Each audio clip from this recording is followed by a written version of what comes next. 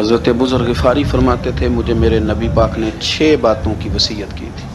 سب سے پہلے حضور نے فرمایا تھا ابو ذر مسکینوں سے محبت کرتے رہنا۔ دوسرا نبی پاک صلی اللہ علیہ وسلم نے فرمایا تھا جب بھی دیکھنا نیچے والوں کو دیکھنا، اوپر والوں کو نہ دیکھنا، مالداروں جاگیرداروں پہ توجہ نہ کرنا، نیچے دیکھنا، غریبوں کی طرف توجہ رکھنا۔ تیسرے نمبر پر نبی پاک صلی اللہ علیہ وسلم نے فرمایا تھا ہر حال میں حق بات کہنا اگرچہ وہ کڑوی ہو۔ چوتھے نمبر پہ میرے محبوب نے فرمایا تھا اللہ کے معاملے میں کسی کی پرواہ نہ کرنا، کوئی کیا کہتا ہے کہتا رہے، تم رب کے رستے پہ چلتے رہنا۔ اور پانچویں نمبر پر میرے نبی پاک نے مجھ سے کہا تھا اگر رشتہ دار تجھ سے تعلق توڑیں بھی نہ تو جوڑ کے رکھنا۔ چھٹے نمبر پر حضور نے فرمایا تھا اللہ کے عرش کے خزانوں میں سے خزانہ ہے لا حول ولا قوت الا باللہ العلی العظیم۔ حضور نے فرمایا اسے پڑھتے رہنا، اسے کبھی نہ چھوڑنا۔